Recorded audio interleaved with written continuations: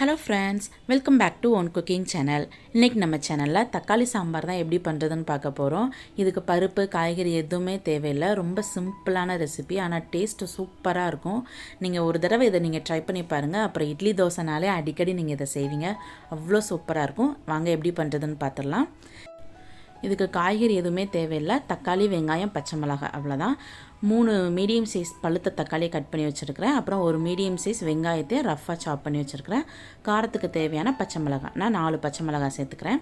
இப்போ ஒரு குக்கரில் பச்சை மிளகாய், அப்புறம் வெங்காயம், அப்புறம் தக்காளி, இதை 3மே சேர்த்துக்கோங்க. அதில் 1.25 டம்ளர் மட்டும் தண்ணி சேர்த்துக்கலாம். சேர்த்துட்டு 1 டீஸ்பூன் அளவுக்கு உப்பு சேர்த்துக்கோங்க. சேர்த்துட்டு லைட்டாக மிக்ஸ் பண்ணி விட்டுக்கலாம். இப்போ இதை மூடி போட்டு ஒரு 2லேருந்து 3 விசில் வரைக்கும் வேக வச்சு எடுத்துக்கலாம். விசில் வரட்டும். பாருங்கள், விசில் வந்துட்டு ஏர் ரிலீஸ் ஆகிட்டு இப்போ ஓப்பன் பண்ணி பாருங்கள். ஓப்பன் பண்ணும்போது அந்த ஃப்ளேவர் ரொம்ப சூப்பராக இருக்கும். பாருங்கள், நல்லா மசிஞ்சு நல்லா வெந்துட்டு இப்போ தண்ணி எல்லாமே வடிச்சிட்டு வெறும் தக்காளி, வெங்காயம், பச்சை மிளகாய் இந்த 3 மட்டுமே ஒரு மிக்ஸி ஜாரில் சேர்த்து நல்லா ஃபைன் பேஸ்ட்டாக அரைக்க போகிறோம். தண்ணி சேர்க்கக்கூடாது, தண்ணி சேர்க்காமல் அரைக்கணும்.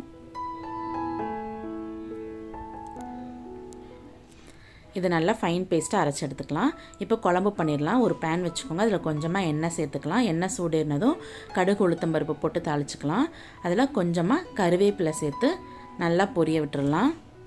இப்போ நம்ம அரைச்ச பேஸ்ட்டு சேர்த்துக்கோங்க. அப்புறம் மிக்ஸி ஜாரை கழுவி கொஞ்சம் தண்ணி சேர்த்துக்கலாம். அப்புறம் குக்கரில் கொஞ்சம் தண்ணி இருந்ததில் அதையும் சேர்த்துக்கோங்க. இது கொஞ்சம் தண்ணியாகவே வைங்க. ஒரு கொதி வந்ததுக்கப்புறம் நல்லா திக்காகி வந்துடும். இப்போ ஒரு 1/4 டீஸ்பூன் மஞ்சள் தூள் சேர்த்துக்கோங்க. இப்போ நல்லா மிக்ஸ் பண்ணி விட்டுட்டு டேஸ்ட் பார்த்துக்கோங்க. உப்பு காணலைன்னா இப்போ நீங்கள் சேர்த்துக்கோங்க.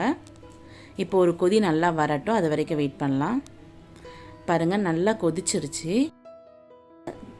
பார்க்கும்போதே தெரியுது லைட்டாக திக்காகி வந்திருக்கு. இப்போ ஒரு கைப்பிடி அளவுக்கு கொத்தமல்லி தழை சேர்த்துக்கலாம். நிறையா கொத்தமல்லி தழை சேர்த்துக்கோங்க, அப்போ தான் டேஸ்ட்டாக இருக்கும். இப்போ ஒரு 2 நிமிஷம் மட்டும் ஸ்டவ்வில் வச்சுட்டு அப்புறம் ஆஃப் பண்ணிடலாம். பாருங்கள், 2 நிமிஷம் ஆகிட்டு நமக்கு தக்காளி சாம்பார் சூப்பராக ரெடி ஆகிட்டு. கண்டிப்பாக இதை நீங்கள் வீட்டில் ட்ரை பண்ணி பாருங்கள். 2-3 இட்லி சாப்பிட்ற இடத்துல கூட 2 இட்லி சாப்பிடுவாங்க. அந்தளவுக்கு டேஸ்ட்டு சூப்பராக இருக்கும். செய்யும் போதே அதிகமாக செஞ்சுக்கோங்க, ஏன்னா அந்தளவுக்கு ஊற்றி சாப்பிடுவாங்க. கண்டிப்பாக ட்ரை பண்ணி பாருங்கள். ட்ரை பண்ணி பார்த்துட்டு உங்கள் ஃபீட்பேக் எனக்கு மறக்காமல் கமெண்ட் பண்ணுங்கள். சேனல் உங்களுக்கு ரொம்ப பிடிச்சிருந்தா சேனலை சப்ஸ்கிரைப் பண்ணிக்கோங்க. அப்படியே பக்கத்தில் இருக்கிற பெல் பட்டனை கிளிக் பண்ணிக்கோங்க. ஓகே ஃப்ரெண்ட்ஸ், நெக்ஸ்ட் ஒரு இன்ட்ரெஸ்டிங்கான ரெசிபியோட நான் உங்களை மீட் பண்ணுறேன். அது வரைக்கும் பாய்.